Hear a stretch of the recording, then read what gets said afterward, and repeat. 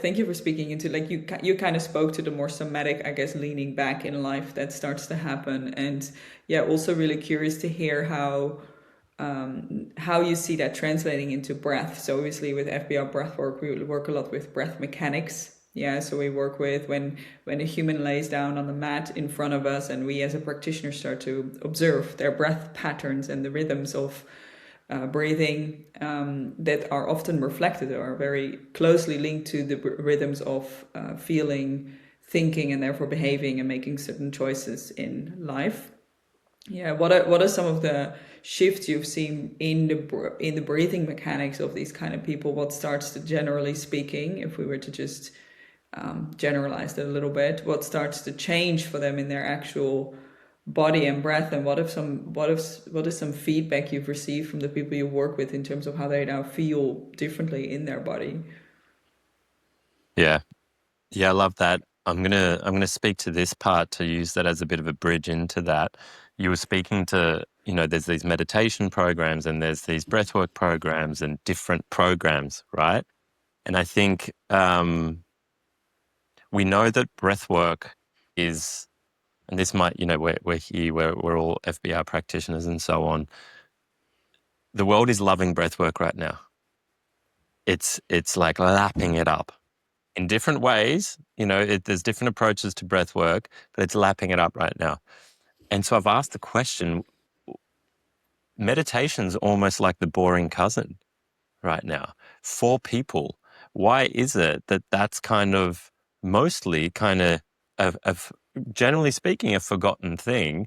And I think because there's so much stimulus in the world, breath work in this very like overarching way has people, it's a beautiful opportunity to come into those states of relaxation because it has people feel like they're still doing something.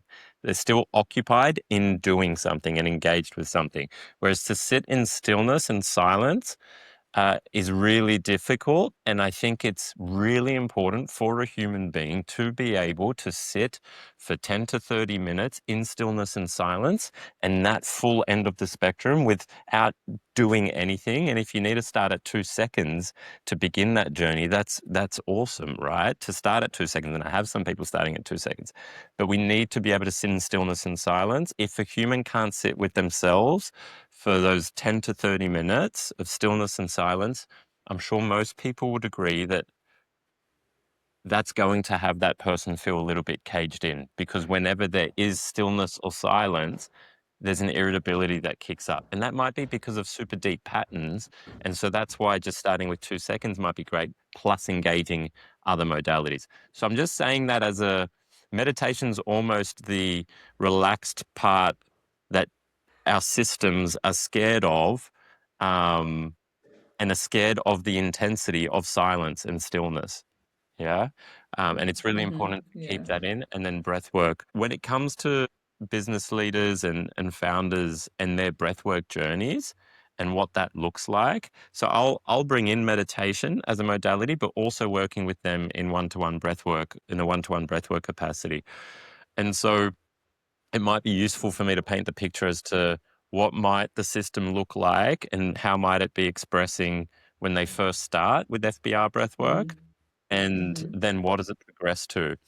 And when it starts with FBR breathwork, we're looking for activation and then integration and relaxation, not 5 minutes, but equal, 30 to 40 minutes of this and 30 minutes of activation. That 30 to 40 minutes of the relaxation piece for a lot of maybe founders or business leaders might last like 15 minutes. And the reason for that is that system has had the activation, it's had the peak, it's kind of starting to come down. It starts to touch into a closer space of immense amount of stillness and silence, which can sound awfully loud if you haven't spent all that much time in that space and haven't necessarily stabilized and acclimatized to stillness and silence and what that highlights as a contrast. And so that's super. There's nothing wrong with that. It's perfect where they're at that point in time. It's a protective mechanism. Maybe, for whatever reason, stillness and silence wasn't safe earlier on, and a vigilance was necessary.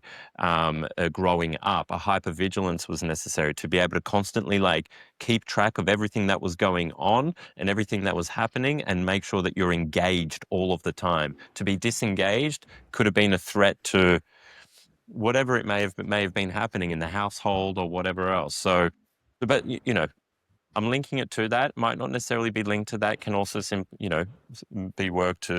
linked to work or whatever else.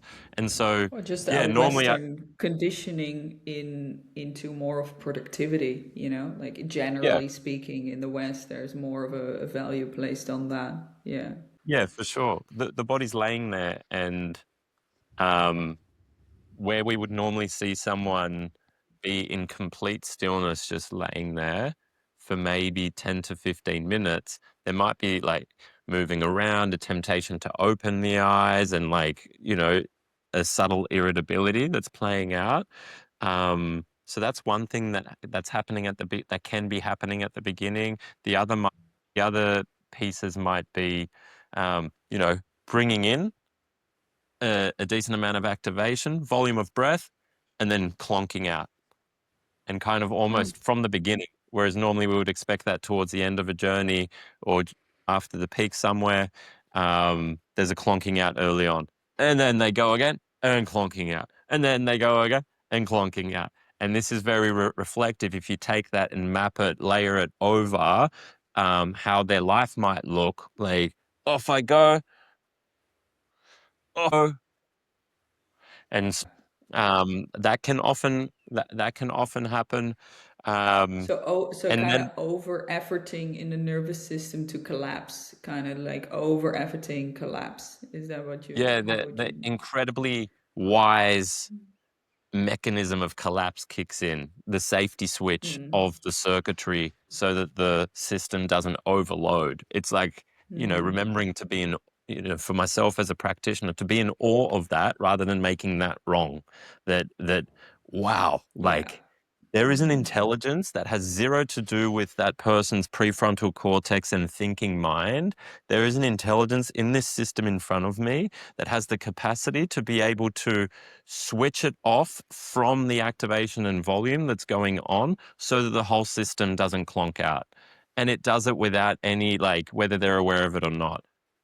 Mm. Unbelievable. Yeah. Now, can we expand that Mm. system so that it can activate in a healthy way, and have that expand, and then genuinely restore and relax on the other end? And that's like where the work is, and that's the direction over, a series and an arc of treatments, or sessions, a session arc that we might go through, where I might work with someone at a minimum of 8 sessions across an arc. And what starts to come alive is this sense of ease in the relaxation piece.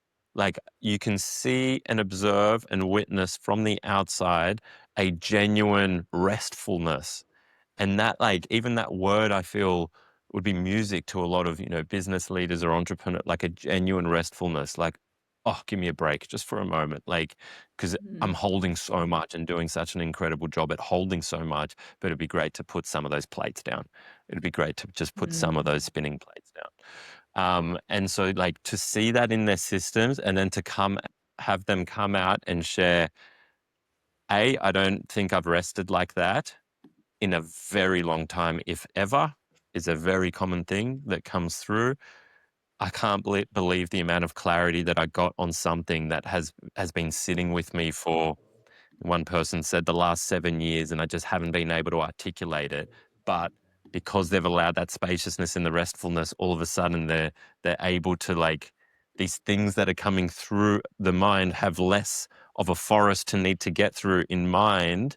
So there's more spaciousness in mind because it's not so congested. The path isn't so congested with a whole bunch of stuff in mind, because stillness and silence, the capacity to relax in the system, has expanded and allowed that space between the trees. What felt like 100 trees in a corridor that was 10 meters wide, all of a sudden feels like just 2 trees in a corridor that's a kilometer wide. right? And so there's all this spaciousness. It's like, oh, I can see clearly through now. I get it. I can see this is amazing. I feel safe because I can see further than just 2 feet in front of me, which places my whole system in ease in terms of how I'm living life, that it's not like only ever seeing the meter in front of me and I don't even know what turn I'm going to need to take in 2 seconds. So that's, yeah. And then being able to, on the other end, the activation piece, seeing a body start to be able to take these longer, fuller breaths and being able to stay with that and noticing a suppleness and a softness in the system that's representative of ease whilst they're activating. What? Like they can both happen together? Like you've got this incredible activation and volume that's coming through, and there's this body that's just supple there and able to bring that volume through. It's a big shift that starts to occur for the person observing that, and I can only imagine what that feels like, for them on their specific journey and so on.